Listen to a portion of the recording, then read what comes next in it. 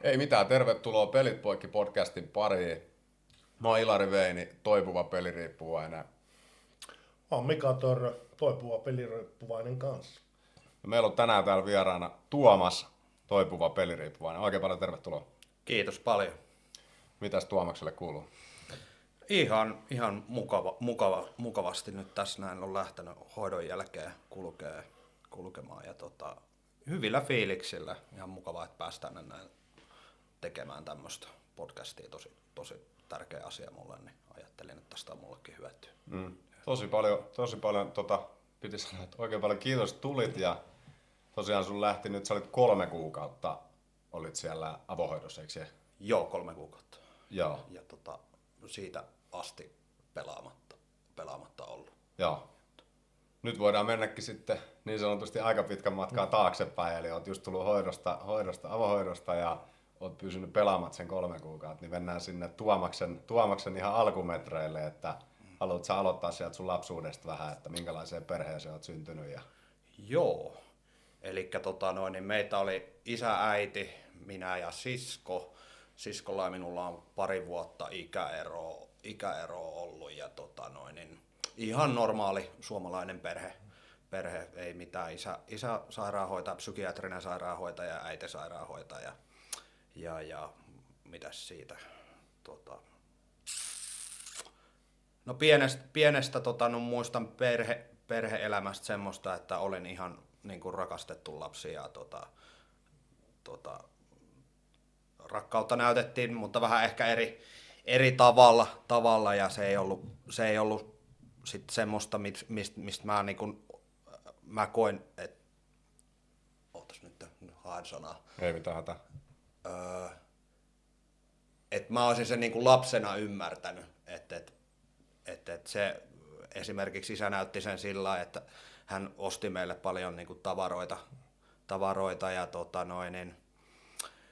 ja äiti nyt, äitillä oli vaikea taustaisia mielenterveyden kanssa ja niin hän ei oikein ollut sitten läsnä siinä hommassa ja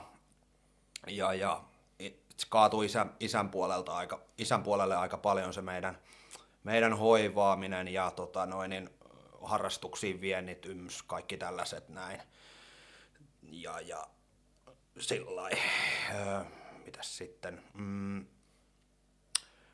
No vähän siitä mun luonteesta, että mä oon ollut pienempänä tosi impulsiivinen lapsi ja tosi nopeasti palokäämit aina, jos en saanut haluamaani asiaa että niin tavarat lentään tai niin sitten oltiin siskon kanssa niin kuin nokituksesta, että aika rajuja välikohtauksia välillä oli ja se sitten niin kuin isä rajoitti mua sitten siinä ja niin yleensä mä reagoin siihen sitten, että mä pistin takaisin ja mä olin todella vihanen ja niin, mut sitten se mun viha muuttui peloksi yhtäkkiä ja se sitten siihen ei reagoitu millään tapaa ja mä tukahdutin sen niin kuin pelon kokonaan pois ja siitä oikeastaan niin mä löysin mun rakkauden eli pelimaailma.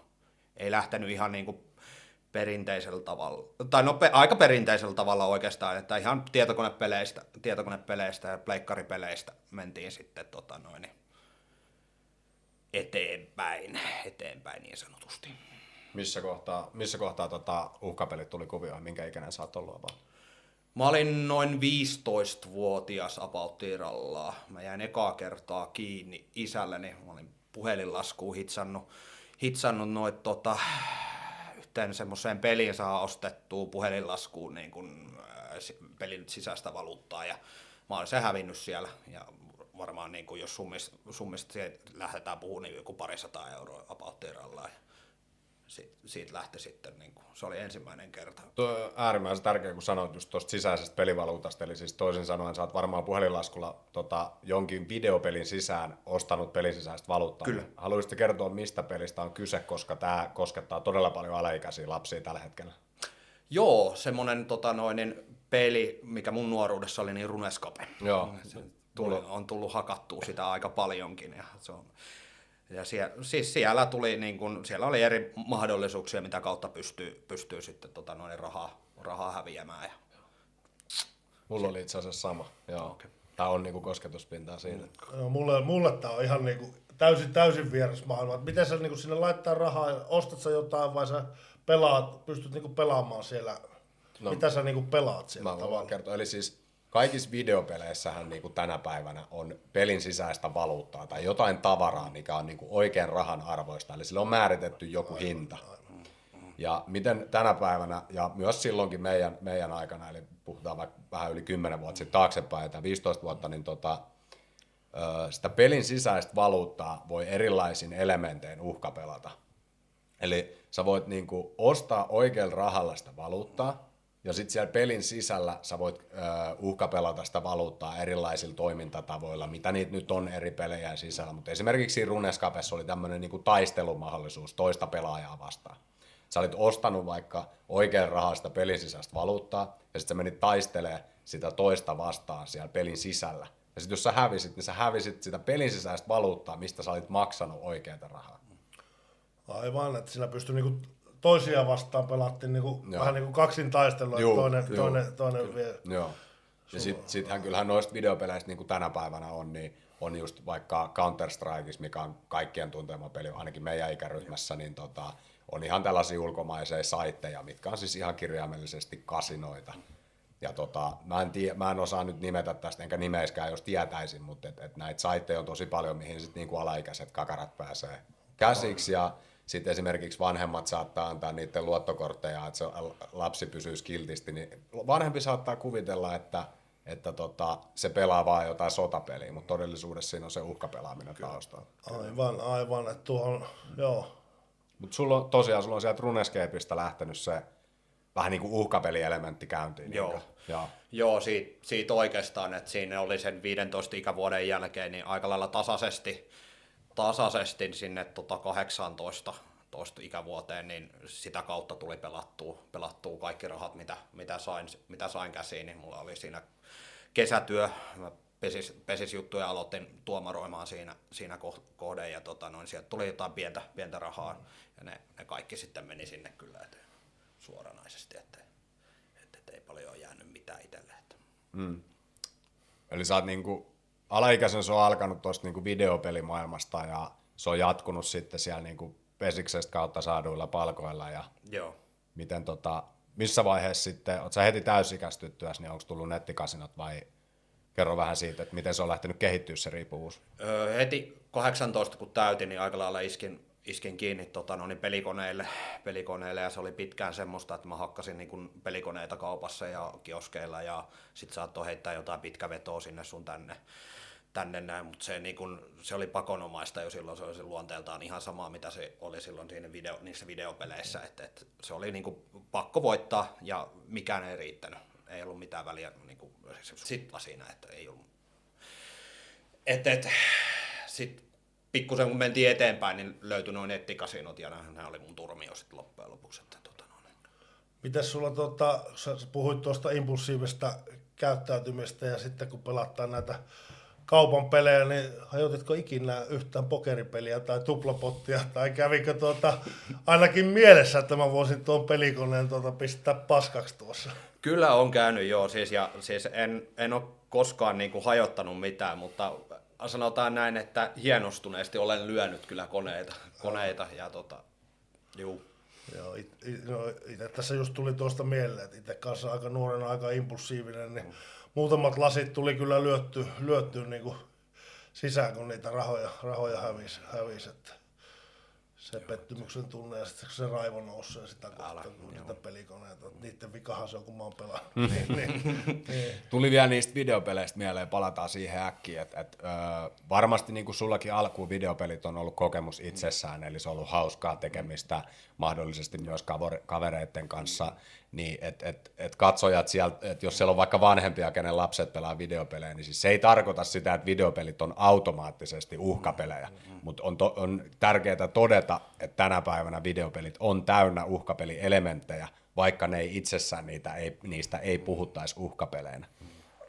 mutta mun mielestä niistä on tosi tärkeä puhua, koska niitä on ihan järkyttävästi ja iso osa, keneltä mä oon saanut viestiä, ja niin kuin nyt säkin kerroit, niin siis suurimmalla osalla tänä päivänä uhkapelaaminen lähtee tuolta videopelimaailmasta, missä ne uhkapelielementit on olemassa, niin mun mielestä se on niin kuin tärkeä mainita, että se voi lähteä sieltä, mutta että se ei poista sitä, että videopelejä voi pelaa ihan videopeleinä ja sitten uhkapelit erikseen. Miten No tää oli niinku itsellekin hyvä, että tästä niinku puhutaan, koska en mäkään tiennyt tästä mitään ja mä veikkaan, että aika moni vanhempikin on varmasti niinku ihan pihalla tästä, että okei, se ostaa jotain peliä, jotain siistiä ja sitten se voikin hävitä niitä rahoja ja sitten voi lähteä sitä luottokortilta sitten isojakin summia siihen. Joo, siis se on se on aika järkyttävää siinä vaiheessa, että kun vanhemmalle ei ole hajuukaan siitä, että lapsi pelaa videopelin sisällä uhkapelejä ja se tarvii siihen koko ajan rahaa. Ja sitten vanhempi ajattelee, että no, se pelaa tuossa vaan tuolla hauskaa piupaupeliä, mutta todellisuudessa se on jo ihan koukussa siihen uhkapelielementtiin. Ja monesti sitten johtaa siihen, että sitten jossain vaiheessa tulee sitten nettikasinot ja nää. Kyllä. Mutta tosiaan sulla jatku siitä sitten täysikäistyttyä, niin pelasit kaupoissa ja kiskoilla noita hedelmäpelejä sun muita, niin sitten kun alkoi ne nettikasinot, niin haluaisitko kertoa siitä vähän, että minkälainen se kokemus on? Muistatko vaikka ensimmäistä kertaa tai se niin kuin alkutaipale siinä niissä nettikasinoissa? Joo, muistan joo. Siis muistan oikeastaan sen tunteen, kun euforisesti pääsi ekaa kertaa heittämään depon sisään ja se oli niin maaginen tunne ja sitten niin kuin oivalsin, että tämä on niin helppoa, että ei mun tarvitse lähteä kiskalle tai mihinkään, että mä voin pelata täällä näin niin kuin vaikka omassa himassa, omassa huoneessa, omassa rauhassa. Mutta se, mitä mä muistelen, muutama satanen sinne taisi silloin mennä, niin kyllä ne meni sitten. Ja kyllä siitä tuli, muistan ne fiilikset sen jälkeen, ja oli ihan älyttömän niin kuin mielimaissa. Niin. Tiesikö kukaan siitä, että sä pelaat nettikasinoita? Olitko sä vielä kertonut kellekään sun peliriippuvuudesta ylipäätään? Kaverit ties, mulla oli pari semmoista hyvää ystävää, jotka ties kyllä. Me oltiin niin nuoria siinä, niin ei ne ehkä sitä huolta tajunnut ilmaista siinä, mutta ne ties, että mulla on pelaamisen kanssa ongelma. Ja sitten isä ties ja äitikin tiesi aika niin kuin varhaisiästä asti jo, että mulla on tämmöinen näin. Mut niin, ei oikeastaan muut sitten, että mä pidin sen aika hyvin salassa. Puuttuuko äiti koskaan se, että hän tiesi kumminkin varhaisessa vaiheessa, että tuommoinen peliongelma on, niin puuttuuko hän millään tavalla, ottiko niin kuin huolenaiheeksi sitä? Kyllähän siitä mulle, niin varsinkin sinne, nyt vaikka joku olikohan parikymppinen, niin kyllähän siitä mainitsi, että toi on sun meininki on aika niin kuin turmiollista, että et sä huomaa sitä itse. Niin kun sä oot siinä tilassa, niin et sä sitä tajua luonnollisestikaan. Yritti kyllä parhaansa mukaan niin kuin sitä että vähentäisi, että kokeilisi vaikka vähäsen, mutta niin, eihän siitä tullut mitään. Mitään. Eikä hän osannut ottaa semmoista niin kuin auktoriteettista tatsia, että sanoi, että nyt oikeasti lopeta tähän pisteeseen. Miten siinä parikymppisen sitten, kun sä rupesit painelemaan niitä nettikasinoita, niin olit sä siis vielä niissä pesishommissa vai olit sä jo hankkinut itsellesi jonkun päivätyön tai niin kuin vakityön tai vastaavan? Siinä mulla itse asiassa mä sain 19 korvilla. Se mulla on armeija välissä, mutta siinä mulla oli vakiduuni jo, että tuli säännöllisesti palkkaa sitten ja no sehän helpotti sitten pelaamistakin. Mitä hommia sä teet?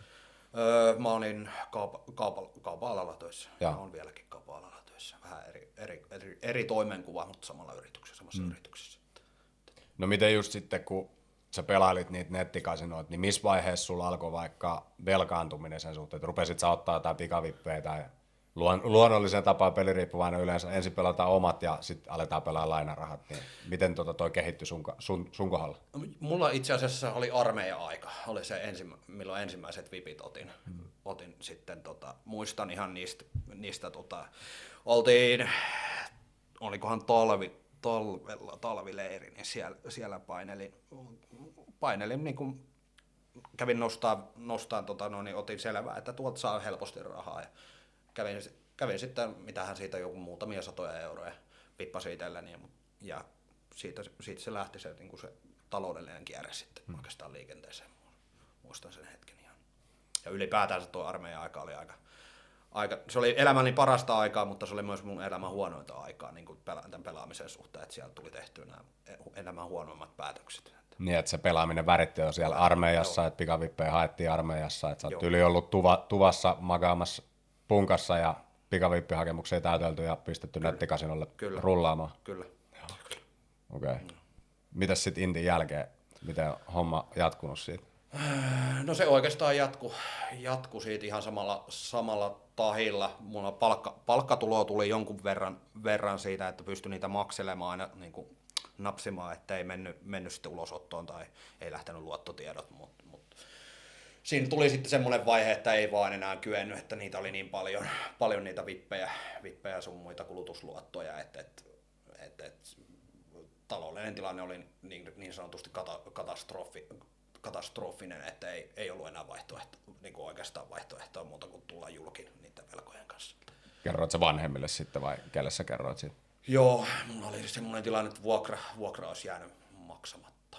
Taisi olla mummollekin taisin mainita asiasta ja mummo mut silloin pelastikin, niin se maksoi sen vuokra. Se on ainoa kerta, milloin mun vuokra on maksettu sen niin kuin pelaamisen suhteen. Et toki olisi ollut tilanteita, missä varmaan olisi mennytkin, mutta niin kuin se on ainoa, mikä mä muistan niin kuin vuokran suhteen. Et se on mulle niin tärkeä asia ollut, että aina pyrkii siihen, että vuokrat ja nämä on tullut maksettua. Tuliko siinä vaiheessa vielä, että pyytäisi apua tai tekisi jotain tälle asialle? Kyllä siinä oli semmoista niinku pyristelyä ja jonkunlaista yritystä, että mä kävin nuorisopsykalla ja sitten mielenterveystoimistoilla kävin juttelemassa, puhumassa asioista, mutta siellä keskityttiin sitten niinku epärelevantteihin asioihin. Tai sillä niin ei keskitytty mun pelaamiseen, vaan siihen enemmänkin niihin mun lapsuuden tapahtumiin, mitä on tapahtunut lapsuudessa. Että siellä ei purkitettu sitä pelaamista ollenkaan, että se oli vähän niin kuin oheistuote. Vaikka sä niin kuin puhuit siitä ja kerroit, mitä rahaa on mennyt ja pakkomielteisesti pelaat, niin silti se niin kuin ohitetaan. Että se on kyllä...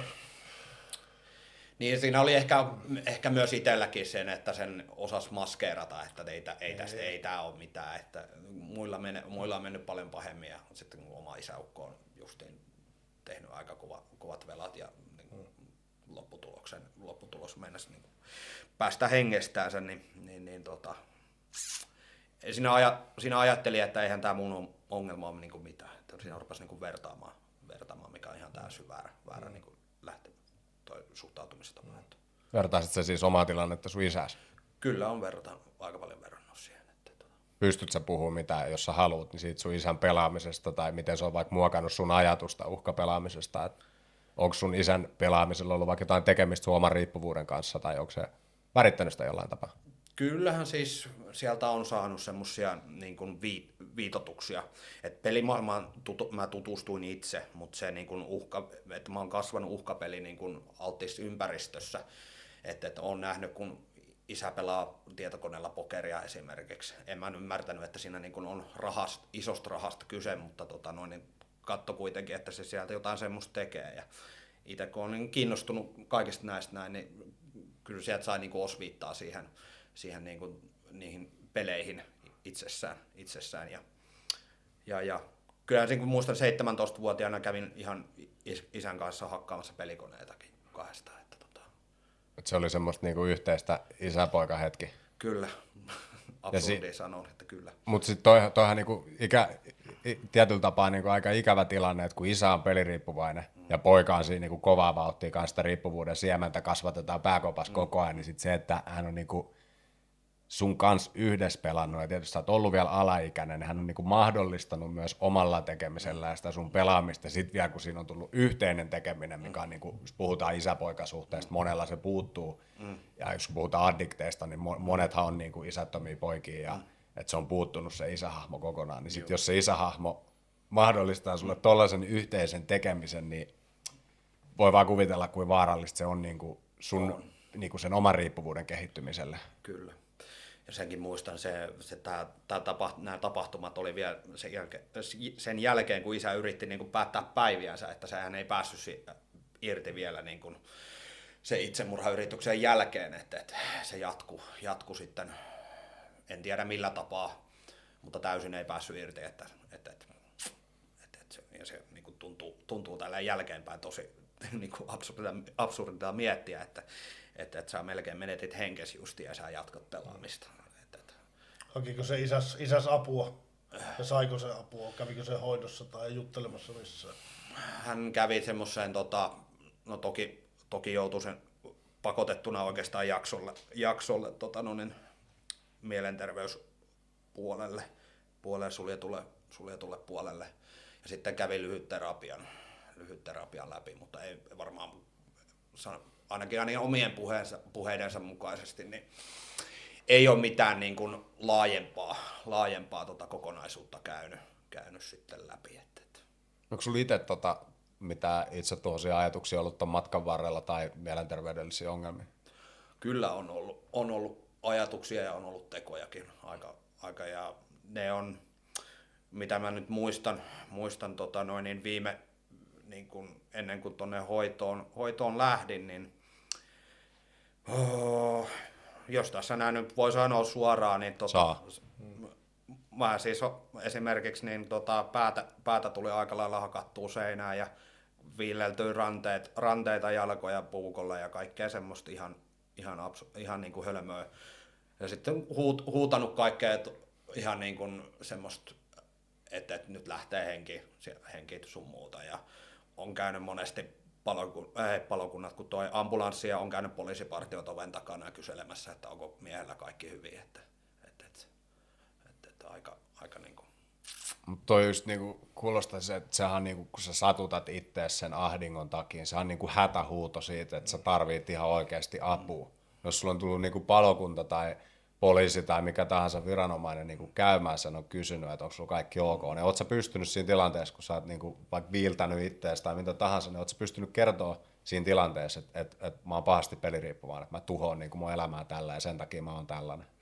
Kyllä mä siinä sanonut, että joo, mä oon peliriippuvainen ja mulla on paha peliongelma, mutta mä oon osannut värittää sen niin kuin sellainen niin kuin tosi miedoksi, että ei ole näyttänyt siltä, että mulla olisi, niin kuin, että joo, mä oon sanonut valehdellukin, että mulla on hoitokontaktit, että mulla on tää niin kuin homma handussa. No ei mulla ole oikeasti ollut se handussa se homma. Ja he ehdottikin, muistan yhden tapauksen, jossa ehdotti, että lähdetkö niin kuin heidän messiin, he vie mut sinne niin kuin hoitoon. Mutta mä kieltäydyin siitä, että mä koin, että se ei ole niin kuin mulle tarpeellista.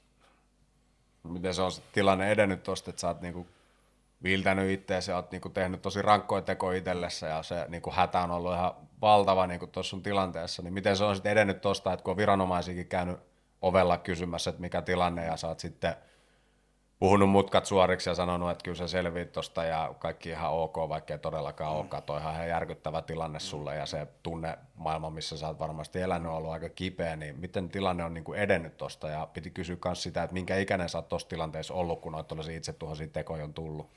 No ne on sijoittunut niinku tälle loppuajalle pääsääntöisesti. Ajatuksia mulla on ollut aikaisemmin, mutta niinku, nämä niinku teot on sitten ollut siinä ihan loppuajasta. Ennen hoitoa?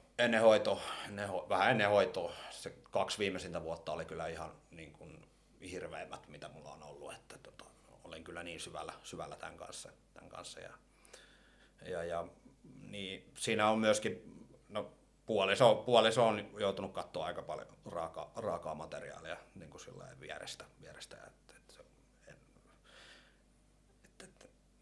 Vielä nykyinen puoliso? Nykyinen puoliso. Haluatko kertoa siitä viimeiset 2 vuotta ennen tuota hoitoa? No joo, siis jos otetaan siitä aspektista, että olla varmaan nyt voi suoraan sanoa, että lisäajalla tällä hetkellä, että ei olla vielä selkiössä mitä tehdään, että nyt mulla on pitää näyttää oikeasti se tässä näin hoidon jälkeen, että mä pystyn handlaan tämän homman ja mutta joo, siis se viimeisin 2 vuotta oli puoliso joutui näkemään tätä mun kipuilua todella läheltä ja valitettavasti todella niin kuin hirveitä asioita, kun tätä mun itsetuhoista käyttäytymistä ja niin meillä on ollut riitelyä sun muuta ja No en tituleeraa itteeni naisten hakkaajaksi, en ole naisten hakkaaja, mutta olen joutunut, siis olen tönässyt häntä ja olen heittänyt hänet maahan ja semmoisia tekoja, joita kadun vielä niin kuin tähän varmaan lopuikääni. Et ne on todella semmoisia asioita, jotka mulle kipeitä ja niistä puhuminen on ollut vaikeaa, mutta jos mä en niistä pysty puhumaan, niin ne vaivaa mua lopuikää. Niin ja silloin niitä ei käsittele. Pakko päästää ulos ne että Onko nämä raivonpuuskat, niin kuin, mitkä on myös sit kohdistunut fyysisesti sun puolisoon, niin onko ne just ollut niin kuin seurausta pelaamisesta, sä oot hävinnyt vaikka sun rahat, tai jos hän on vaikka kysynyt sulta, että hei, onko taas rahat pelattu, että minkälaisia nämä tilanteet on ollut sit, kun tällaista on tapahtunut? Yleensä se on liittynyt siihen, että on kaikki rahat mennyt tappioputki tai niin hän on puuttunut mun pelaamiseen, että on hän ties mun pelaamisesta koko sen ajan. Siis sen verran taustotan, että ennen kuin aloitettiin seurustelemaan, niin mä olin kuin avoin kirja kaiken kanssa, että ei mulla mitään salattavaa sen suhteen, että mä kerroin, mikä on tilanne tällä hetkellä ja missä mennään. Mutta joo, ne oli, toistatko vielä sen kysymyksen? Niin, että oliko se niinku, ne raivonpuuskat, mitkä kohdistuivat fyysisesti sun nykyisen puolisoon, niin oliko ne just niinku ikään kuin seurannaista siitä, että sä olit just pelannut, että se johtuu vaikka siitä, että hän niinku puuttuu siihen pelaamiseen, tai että ikään kuin, että sä löysit syyllisen hänestä, niin kuin, että sä et kattonut peiliin, vaan se syy piti löytää jostain muualta, ja hän joutui vähän niin kuin sivulliseksi uhriksi. Juurikin näin, että niin kun hän siitä mainitsi, mä tiesin jo alitajuisesti, että minähän se syyllinen on, mutta kun mulla on mahdollisuus löytää joku pieni juttu, mihin mä voin tarttua kiinni, niin sitten mä tartuin siihen kiinni, ja ne teot on, niin kuten sanottuna, niin. Joutuiko se just siitä, että ikään kuin sä tiesit kyllä mikä ongelma on ja kuka syyllinen on, mutta se, että koit sä, että todellisuuden kohtaaminen, mitä sun riippuvuus on aiheuttanut, niin sun pää ei kestänyt sitä ja sä mieluummin pysyit siellä sun pelikuplassa, ja jos sun tyttöystävä yritti repiä sut pois sieltä pelimaailmasta, niin sä koit sen hyökkäyksenä sun pelaamista vastaan ja sä reagoit siihen tolla tavalla. Kyllä se on mulle jos mun pelikuplaa tullaan puhkaisemaan, niin se oli mulle kuin nyrkiisku naamalle. Hän häiritsi niinku sitä mun syvintä, kaikkea mun syvintä ja salaisinta ja sitä, mikä on mulle rakasta siinä hetkessä. Oliko sulla pelaamattomia jaksoja ollenkaan siinä? Tai yrititkö edes olla niinku pelaamatta ennen niinku tätä hoitoa? Ei ollut, mä tulin oikeastaan suoriltaan. Muistan sen, oikeastaan se oli yö 7.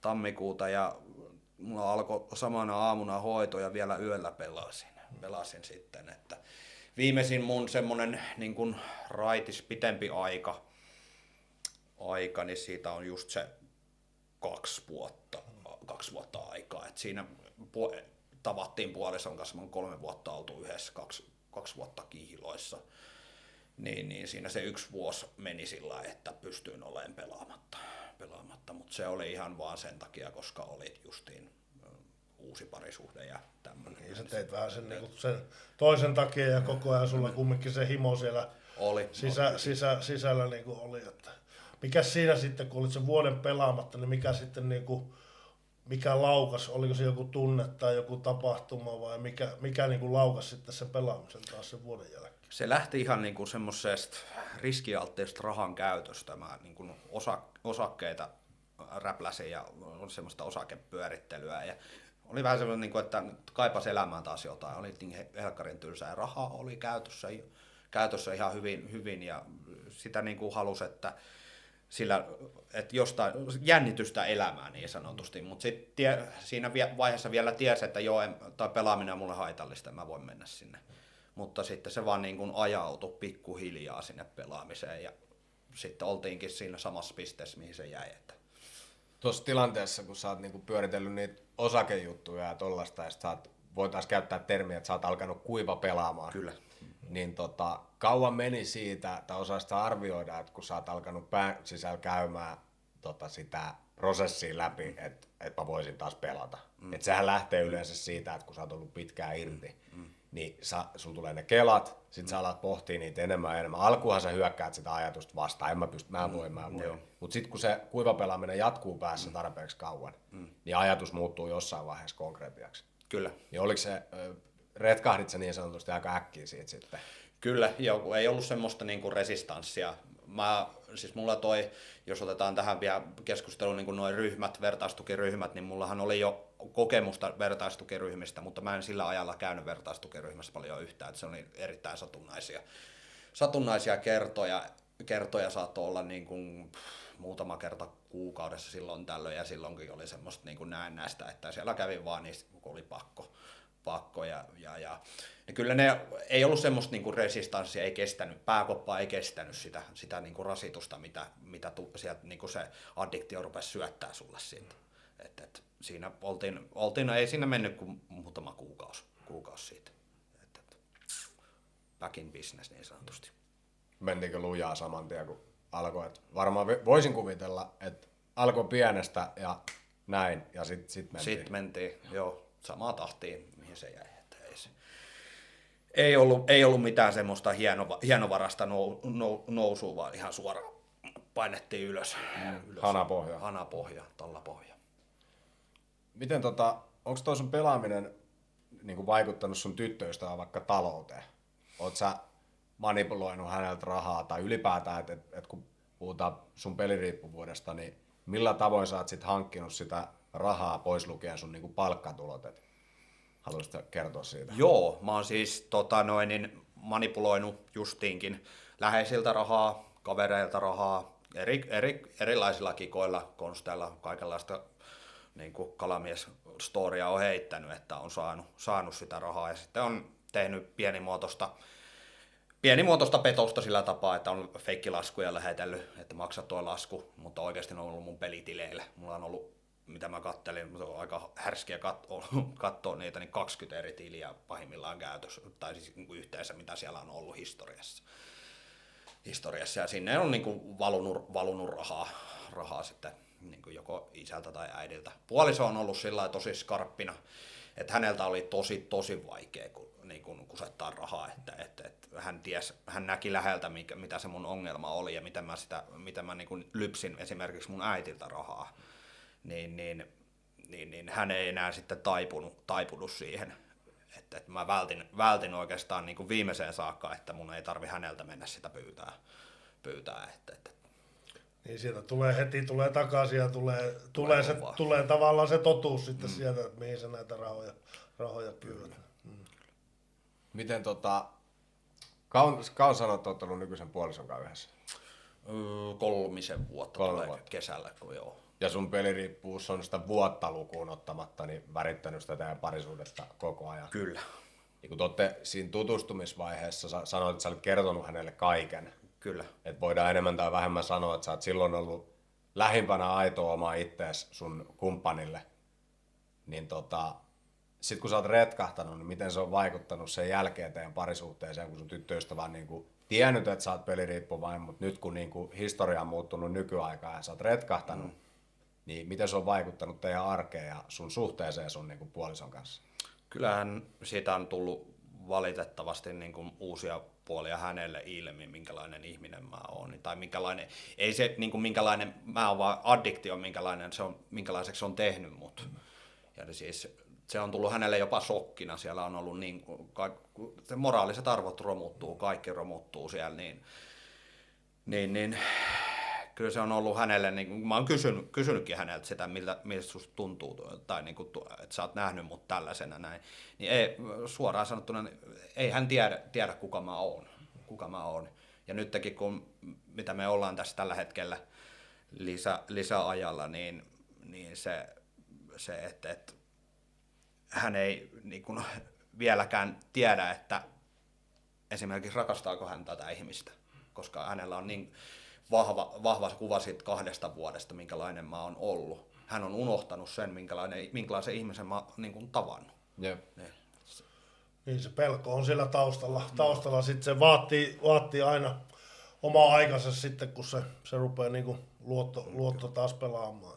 Niin jos alkaa, että Jos sekin alkaa, on niin, niin. että sekin. Mutta se just kertoo tästä kataluudesta, että kuinka julmaksi ja kylmäksi ihmiseksi tämä riippuvuus muuttaa. Ja sitten tolleen just vaikka parisuhteen aikana, että kun retkahtaa, niin se, että se on nähnyt sen niin kuin kivan ja iloisen ja sosiaalisen Tuomaksen ja te olette varmasti, voisin kuvitella, tehnyt asioita siinä parisuhteen alkumetreillä ja se, että se on ollut, puhutaan niin kuin alkuhuumasta parisuhteessa, on sitä ihanaa, voimakasta yhteisaikaa ja sitten se, kun niin kuin kytkimestä, niin se on muuttunut ja sitten tulee se pimeä Tuomas, se addikti Tuomas esille. Et jos se on niin kuin pari vuotta melkein kestänyt ennen kuin sä oot mennyt sinne hoitoon. Suurin piirtein niin kuin puolitoista reilu, niin melkeinpä. Niin siitähän on kyllä niin kuin väistämättäkin, niin siitä addiktituomaksesta on muuttunut hänelle normi. Kyllä. Niin se on kyllä niin kuin sit tos, kun oot 3 kuukautta nyt ollut putsina ja Niin. käynyt hoidossa ja kaikkea, niin se, että vaikka hän näkee konkreettisesti sen sun niin kuin pyristelyn siinä, ja että sä yrität ja haluat ja kaikkea, niin se näkee addiktituomaksen vielä. Se voi kestää tosi kauan. Kyllä. Sitähän on sanonutkin. Sitä on tosi vaikea muuttaa sitä niin kelaa päästä, että se vaatii tosiaan aikaa. Läheinen tulee niin paljon jäljessä sen jutun kanssa. Niin ja se just, että kun se on hirveintä sit, kun sä itse tajuut, kumminkin, että toivon mukaan suurin osa ihmistä ymmärtäisi, että, niinku, että riippuvuudessa on kyse sairaudesta, on kyse riippuvuussairaudesta ja kuinka paljon se muokkaa ihmisen ajattelua ja toimintaa ja sitä identiteettiä ja sitten kun sulla on se kaksi, sulla on se peliminä ja sitten on se, kuka sä oikeasti oot, niin se on hirveätä, miten se addikti tartuttaa kaikki läheiset. Se niinku muokkaa maailman niinku addiktin näköiseksi ja sit sitä saa todistaa sun puoliso, vanhemmat, kaverit, kaikki ja siitä hävii. Ei ne muista enää kuka se on, se aito ihminen siellä takana. Kyllä. Ja siinä on hyvä myös itsekin sitten, oot sä itse huomannut, kun sä oot käynyt, sä kävit tosi intensiivisesti, oliko se 3 kuukautta kesti peräti toi avohoito? Joo. Niin oot sä ensimmäistä kertaa tuon sun riippuvuusmatkan aikana mennyt silleen niin kuin diipisti sinne, että kuka Tuomas on ja miksi näin on tapahtunut? Kyllä, siis ekan kuukauden aikana niin mä olin aika hiljainen siinä, mutta sitten tapahtui napsahdus, että niin kun jotenkin lähti vaan, että mä rupean puhumaan asioista ja mä rupean oikeasti niin kun, nyt niin kun perehdytään tähän näin, että iskostui se, että minkä takia mä oon täällä näin. Ja sitten niin kuin ryhmistä on ollut tosi suuri apu. Siellä on ihan mielettömän hyviä tyyppejä, joilta mä oon saanut niin kuin todella paljon. Mä en pysty sanoilla kuvailemaan, että kuinka paljon mä oon saanut sieltä niin kuin itselleni semmoista niin kuin voimaa ja tukea ja kukaan ei siellä niin kuin tuomitse meikäläistä niin sieltä on saanut ihan mielettömän voiman tähän taisteluun mukaan. Mikä se oli se käänteen tekevä hetki, kun oliko toi oli ensimmäinen kerta, kun sä oikeasti hait apua peliriippuvuuteen? Sanotaan näin ihan niin kuin toden totta ja konkreettisesti kyllä sellainen, että tarttu ja toi oli niin kuin aika äärimmillinen, että mulla oli 2 vaihtoehtoa, joko mä menen tonne Kantamoon suljetulle tai sitten mä menen tonne Lahden myllyhoitoon niin avopuolelle, mutta mä valitsin sen avopuolen sitten. Mä ajattelin, että se on mulle niin kuin parempi vaihtoehto niin sanotusti, että siinä joutuu niin kuin haastamaan itteensä, kun sä oot periaatteessa siviilissä koko ajan ja sä oot niin kuin illan tekemisissä niin itses kanssa ja sun pitää työstää samalla niitä juttuja, mitä sä opit siellä, että kun sut ampastaa niin kuin suljetulle tai niin kuin Kantamoon esimerkiksi, niin sä oot siellä sen tietyn X ajan, sä et pääse sieltä mihinkään ja sitten kun sä menet siviiliin, niin sä oot sillä mitä mun pitäisi tehdä, että se iskee todella kova. Toki on niitäkin, jotka on saanut sieltä esimerkiksi sieltä suljetulta puolelta, niin sen avun ja on ollut myöskin semmoisia kombinaatioita, että on tullut sieltä niin kuin Kantamosta ja on tullut vaikka myllyhoitoon sitten jaksolle sen jälkeen vielä niin kuin avopuolelle. Toi on tosi hyvä näkökulma kyllä, että niinku, että just toi, että kun sä oot siviilissä ja käyt siellä avopuolella, niin sulla on niinku ikään kuin koko ajan se arkinen todellisuus niinku läsnä. Et sulle tulehan sitten se, että sä pääset vähän niin kuin karkuun. Toki siellä mennään kans tosi intensiivisesti niin kuin siihen hoitamiseen, mutta toi on kyllä, tykkään tuosta näkökulmasta tosi paljon, että siinä on vähän niin kuin kaksi puolta, että sulla on se hoito ja arki koko ajan niin kuin nivoutunut yhteen. Et se on, ja kiva tietysti, että se on toiminut sulla. Mutta se palaa vielä niin kuin siihen, että mikä oli se niin kuin käänteen tekevä hetki, että sä hakeuduit tonne, että tyhjästähän sä et sinne lähtenyt tai joutunut tai päässyt. Kyllä se oli se, mikä sai mut heräämään. Yksi ehkä tapahtuma panttasi mun kihlasormuksen. Se oli ehkä semmoinen, ei rahallista arvoa niinkään, mutta tunnearvoa oli ihan niin kuin helkkarin paljon. Ja se oli ehkä semmoinen tekijä, joka pisti niin kuin pään oikeasti, että mitä helvettiä sä just menit tekemään. Se ehkä niin kuin muistuu sieltä mieleen semmoisena. Menihän siinä muutenkin huonosti ja puoliso oli kyllä niin siinä tilassa, että ei olisi kauan kattonut, että olisi potkaissut mut pihalle sieltä, mutta varmaan noin kaksi. Otit sä kanista niinku kertakorvauksena sen sormuksen vai pantasit sen silleen, että siinä on se lyhennys, että sulla oli mahdollisuus saada se vielä takas vai menikö se meni kerran? Lyhennyksellä. Ootko sä saanut sen takas? En ole saanut, se meni suoraan. Se meni kokonaisesti? Kyllä. Se ei ole mahdollista saada aina. Ei ole, mä sitä yritin joudutella, että saisi lykättyä, mutta rahatilanne oli se, että ei pystynyt maksamaan, ei millään, ei irronnut rahaa siihen. Pelien takia. Pelien takia. Mikä se oli puolison fiilikset, kun sai tietää, missä vaiheessa sai tietää, että on nyt kihlasormus mennyt niin kuin kaniin ja tuliko paljon selityksiä sitten? Tai selittelitkö pitkään? Mulla oli sillä aika, että mä suoraan sanoin hänelle, että mä menen panttaamaan sen. Ja mua ei oikeastaan kiinnostanut hänen mielipide. Mä sanoin suoraan, miten asia oli, että mua ei kiinnostanut se. Mä vaan ilmoitin hänelle, että mä menen panttaan sen. Koska mä tiesin, että siitä tulee kysymyksiä, että missä sun kihlasormus on. Mä menin ja oli hän ihan helkkarin pettynyt siihen. Kyllä sen niin kuin naamasta näki sen, niin kuin, että hän on kertonut, että hän on siis tunteja itkenyt sen jälkeen ja kuinka paha olo hänellä oli sen jälkeen, niin hän ei pysty sitä sanoin kuvailemaan. Niin on se niinku aika raaka niinku se addiktio, kun se ottaa vallan, että sä pystyt niinku tuommoisia niinku tekemään niinku puolisolle, että ei ole enää niinku millään tavalla mitään väliä, että miten paljon sitten kyllä. Sekin niinku tietää varmasti, että satuttaa, mutta silti niinku haluat vaan niinku itse vaan niinku päästä siihen pelimaailmaan. Kyllä, ja sitten niinku kuten puhutaan niistä moraalisista arvoista, niin ne niinku lähtee koko ajan vaan niinku laakilta, että ehkä siinäkin oli myös se, että niinku siinä heräsi, että yhtäkkiä niinku tajus, että mitä mä teen, että mitä on, voi olla sitten seuraavaksi luvassa että kun mulla niinku ei rikostaustaa ole tämän suhteen vielä, mutta ei ole pitkä matka, että semmoinen tulee kyllä sieltä sitten. Että. Koet sä, että toi niinku kihlasormuksen panttaus ja se niinku shokki, minkä siis sä varmaan pelasit ne rahat. Pelasin, niin, joo. Sä pelasit varmaan niinku aika välittömästi, kun sä olit saanut ne rahat. Niin koit sä niinku sen jälkeen, että sä osasit ehkä ensimmäistä kertaa asettua sun tyttöystävän tai puolison asemaan?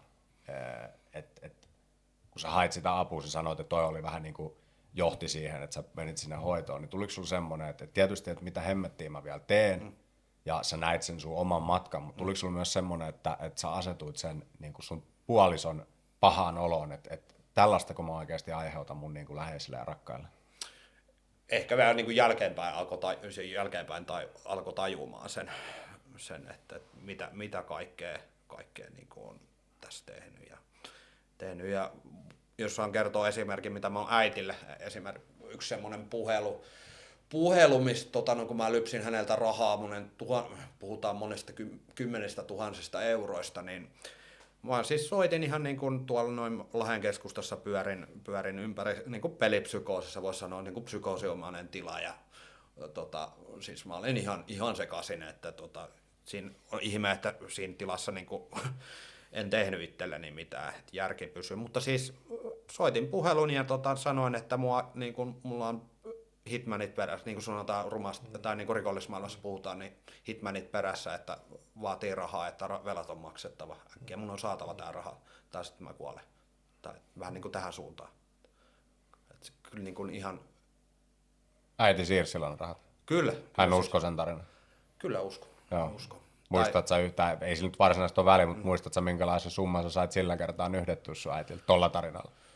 Kokonaisuudessa no siinä on, niin kuin, oli useita eri, niin kuin, et, niin kuin, koko ajan tuli lisää, niin muistan sen kerran, mitä siinä oli päivän aikana about lähemmäs niin kuin joku 7-8 tonnia rahaa, ja puhutaan muutamista tunneista. Ihan niin kuin. Ja ne pelattiin kerta toisensa jälkeen. Ja... Kyllä ne meni sitten. Toi on hirveetä, kun just kun monesti puhutaan siitä, että addiktillehän ikin saisi antaa rahaa, ei missään tilanteessa. Paras mahdollinen apu, mitä voit antaa, niin on yrittää auttaa viedä hoitoa, tai jos silloin kaappi tyhjänä, niin vie sille kassillinen ruokaa, mutta älä ikinä anna rahaa. Et se on niinku, rahan antaminen on vaarallisinta, mitä riippuvaiselle voi tehdä, ja se on myös sen niinku addiktin mahdollistamista. Mikael, jotain näkökulmaa tuohon. No niin, se on. Kyllä se ruokkii sitä addiktioa ja sitä aina kun sä oot tottunut saamaan, niin sitä sä aina vaan niinku pyydät ja keksit mitä hurimpia juttuja. Et kyllä mäkin on niinku äitille niinku kertonut yhtä sun toista, että niinku se antaa niinku rahaa, että Mulla oli kyllä se, mun täytyy sanoa, että mulla ei niinku vanhemmilta, tietysti ne tiesi jo, kerroinkohan mä ensimmäisen kerran 8- vai 19-vuotiaan mun isälle, että mä oon niinku todella kusessa näiden pelien kanssa, mutta niiltä ei herunut latilati, ne tiesi tasan tarkkaan, että mihin se on menossa. Et mulla se sitten päätyi myös siihen, että mä niinku rupesin varastelemaan ja varastin veljeltä ja näin poispäin, niin se on ikävää, kun monella saattaa unohtua kokonaan se, että on saattanut vuosia rahoittaa riippuvaista toimintaa. Ja se ikään kuin sit, kun se on jatkuvaa se rahan pyytely ja lainailu eri tarinoilla, niin se voi jopa kuvitella, että sun äitillä on saattanut käydä niin, että siitä on tullut hänelle normi. On joo, ja siis se, minkä takia hän alitajuisesti ehkä tiesi sen, mutta hän halusi hyvittää niitä lapsuuden juttuja, koska hän ei ollut läsnä lapsuudessa. Hän halusi näyttää sitä rakkautta sillä tapaa, niin kuin jälkeenpäin. Niin voihan se olla, niin. Tietysti hän on vähän niin kuin, että jos mä pelastan pojan perseen, niin se antaa mulle ehkä anteeksi sitä niin kuin poissaoloa tai jotain. Minkälaiset välit sulla on äitin ja isän kanssa tänä päivänä? Sanoisin, että hyvät välit. Äitiin on läheisemmät välit, että vähän ehkä välillä tuntuu, että liiankin läheiset, että enemmän mamman poika on. Että isä on vähän semmoinen, vähemmän ollaan yhteyksissä, mutta silloin kun ollaan yhteyksissä, niin kyllä meillä on niin kuin lämpimät keskustelut, että ei mitään niin kuin ongelmia ole. Onko isänsä ollut nyt pelaamatta? Hän on sanonut, että on ollut pelaamatta. Ja siis mun ei vähän voi muuta kuin uskoa sitten, että niin. Paljon sä uskaltaisit sanoa, tietysti sillä ei ole varsinaisesti mitään väliä, mutta kyllä se aina kiinnostaa, niin osaa sitä arvioida yhtään, että paljon sulla on mennyt rahaa peleihin ja paljon sä oot velkaantunut. Velathan nyt jokainen muistaa, että paljon niitä on ollut, että niitä ei kyllä niinku unohda, että jos puhutaan vaikka ulosottoveloista tai pikavippiveloista, niin kyllä ne summat about tietää, mutta minkälaiset niinku talousvahingot sä oot saanut aikaiseksi? Summa. Tämä on hyvä, että ekassa jaksossa puhuttiin tuosta niistä summista, GS meillä on niistä summista niin kuin näkemys, että mitä Jussi silloin kertokin. Mutta jos pitäisi joku semmoinen summa sanoa, niin lähemmäs puolta miljoonaa. Varmaan puolta, siis jos otetaan velat ihan kaikki mukaan. Omaa rahaa varmaan 250, mutta sitten se on niin laaja se haarukka, että mutta niin kuin sanotaan niin kuin jos rehellisiä, niin kuin ihan täysin rehellisiä, niin sadoista tuhansista. Kyllä. Tuhansista. Joo, ja se, että kun nopeasti se menee tollaisia summia, varsinkin just, että niinku, kun sä oot työelämässä. Ootko sä ollut työelämässä koko tämän ajan? 10, joo, periaatteessa. Niin kumminkin, siis kun puhutaan siitä nettikasinoajoista, kun se on lähtenyt, niin kun sä oot koko ajan, niin mullakin oli silleen, että mä oon aina ollut duunissa, niin sehän mahdollistaa jo ennen kaikkea, puhutaan, että jos sä oot aina töissä, niin sä vuodessa pelaat kaikki sun palkat, niin siinä on jo niin kuin kerrassaan niin kuin helvetisti rahaa. Älä voi laskea niin kuin vuositulon periaatteessa siitä, niin Niin, voi sanoa että Niin. ihan suoraan, että Niin, kaikki, siis kaikki näin. periaatteessa siitä Jep. niin kuin melkein on mennyt että Joo. älyttömiä määriä. Mutta ehkä se, niinku, toi on vaan semmoinen, niinku, mikä monesti kiinnostaa ihmisiä, eikä se, että riippuvuus on vakava huolimatta siitä, että kuinka paljon kukakin pelasi. Et jokainen meistä niinku, tietää, oot sä riippuvainen vai et, ja siinä vaiheessa, kun sä oot, niin kaikki menee. Ja niinku, sille ei ole väliä, että paljon sitä on mennyt, kun sitä menee aina kaikki. Mutta se, että koet sä myös, tai oot sä miettinyt sitä, että kun sulla on melkein näihin päiviin asti, nyt sä oot ollut 3 kuukautta putsina, niin sä oot menettänyt sun elämästä ihan järkyttävästi aikaa. Niin onko jotain vaikka konkreettisia esimerkkejä vuosien varrella, että mistä sä oot jäänyt paitsi sun pelaamisen takia? Joku kavereiden suunnittelema reissu tai mitä tahansa? Mä lähtisin ihan siitä, että mä oon pelannut mun tutkinnon, että mulla olisi ollut mahdollisuus on vieläkin, mutta niin kuin puhutaan niin kuin niistä ajoista, niin korkeakouluttautua ja niin kuin harrastuksessa olisi ollut mahdollisuudet, jos olisin jaksanut olla siinä mukana, niin menestyy mutta niin sitten kun se pelaaminen tuli siihen, niin se niin kuin keskittyminen meni muualle ja työelämässäkin olisi voinut edetä. Kyllä se on niin kuin vienyt aika niin kuin paljon lukuisia, ja niin kuin jos puhutaan niin myös näistä ihmissuhteista, niin lukuisia ihmissuhteita, parisuhteita, ihan mielettömän määrän niitä. Niin ja se, että ehkä tärkeimpänä se, että sit kun sä näet sen kaiken, mitä sä oot menettänyt, että se rahahan on niin ihan selviö, että siinä menee kaikki. Mutta sitten kun aletaan puhua elämästä ylipäätään, aika, ihmissuhteet, kaikki aidot asiat hävii niin kuin ympäriltä ja sä menetät ne.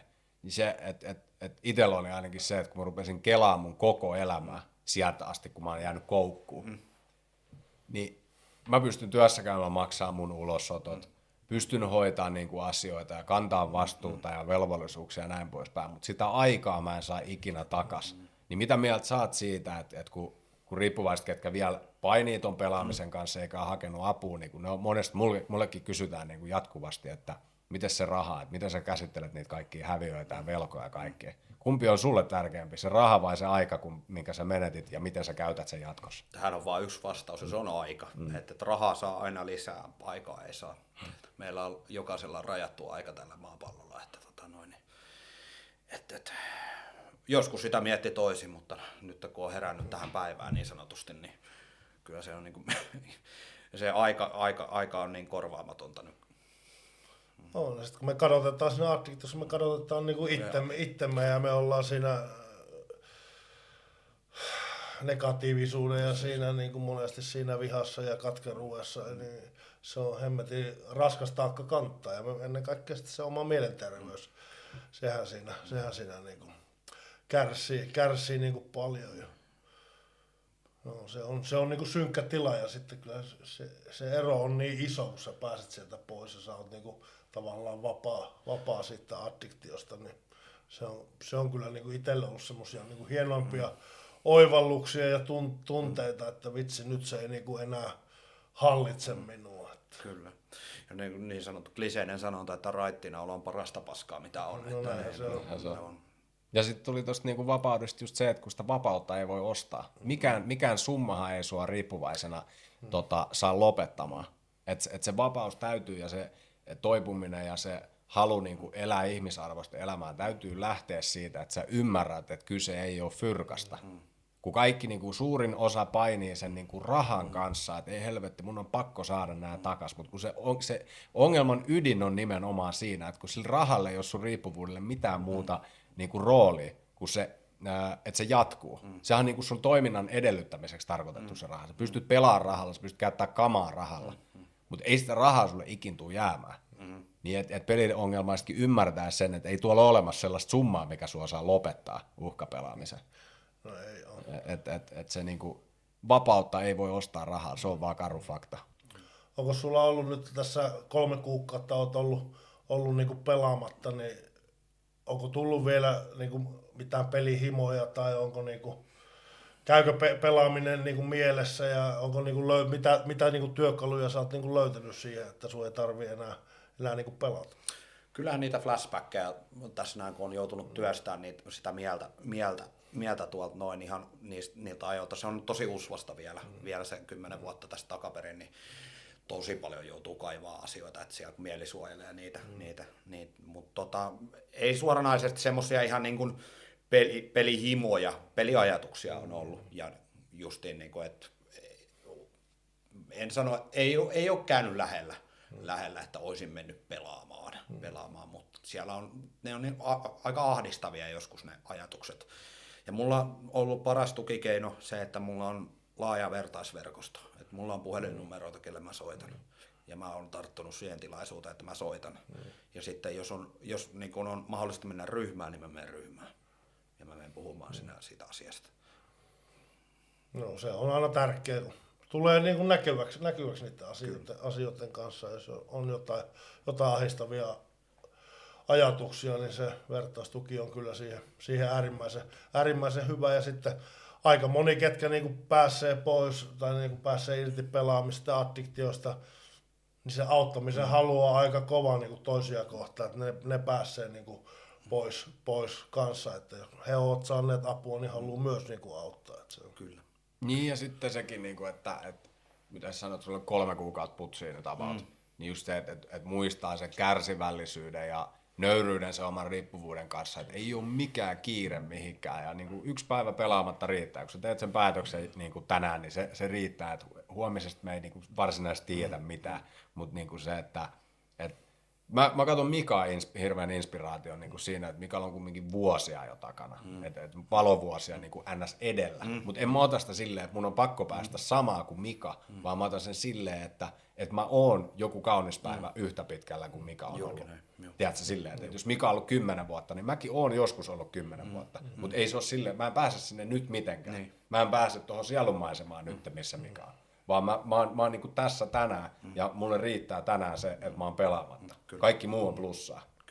Mutta se pelaaminen ei ole vaihtoehto missään tilanteessa mun elämässä enää. Ja sen niin kuin päätöksen mä teen joka päivä.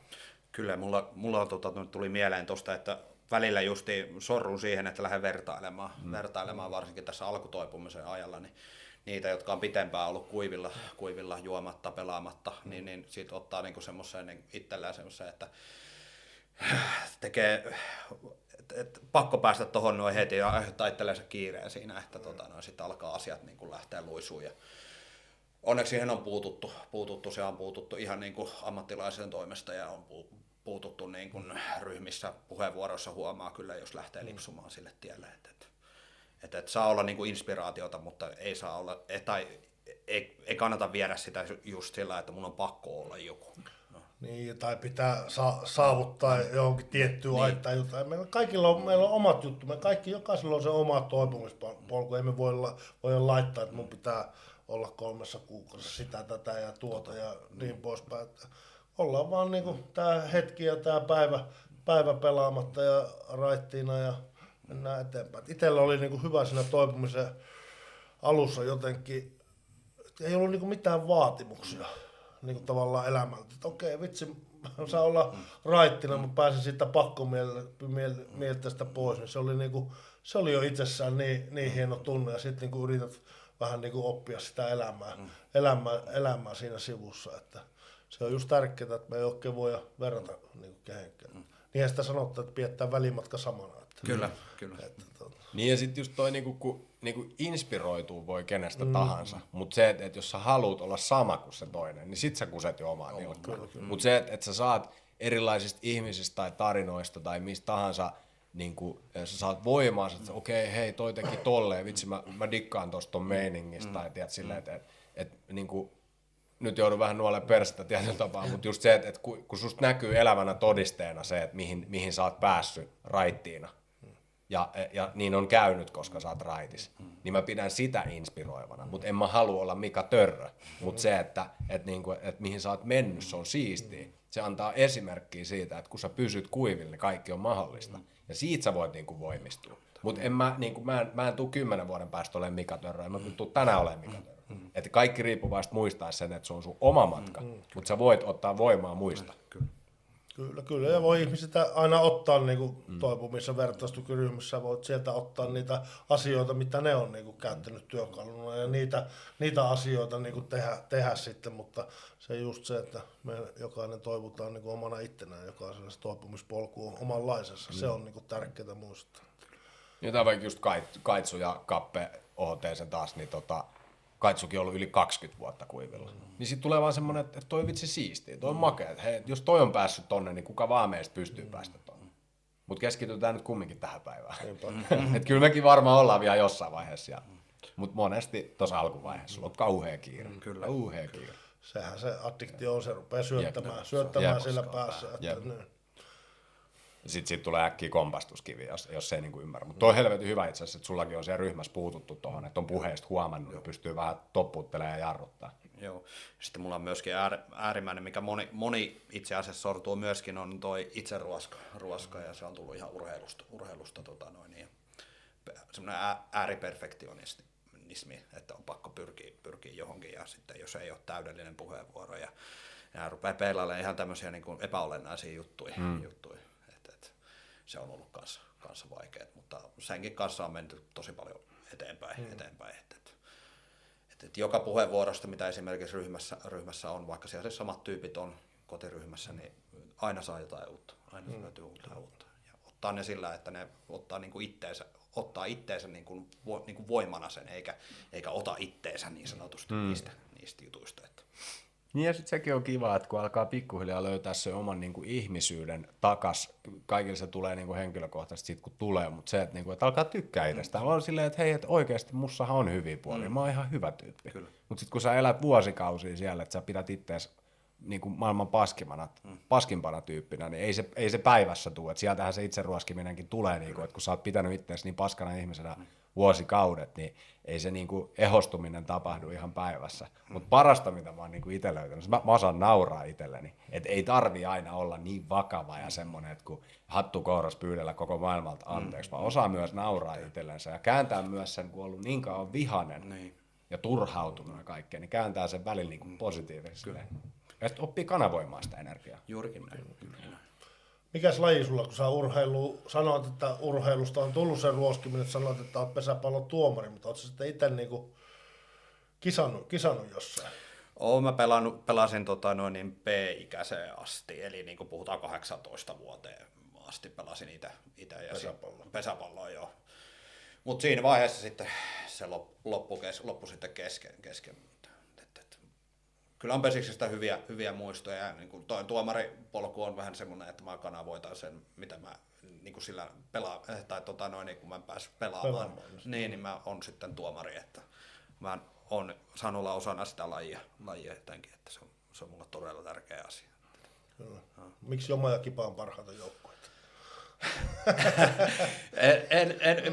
Mulla ei ole niinku tuomarina ei voi olla se niin. Ei ole mitään lempparejoukkuetta, että aika tasaisesti siis se tykkää niin kuin peleissä hyvistä suorituksista, oli joukkue mikä tahansa ja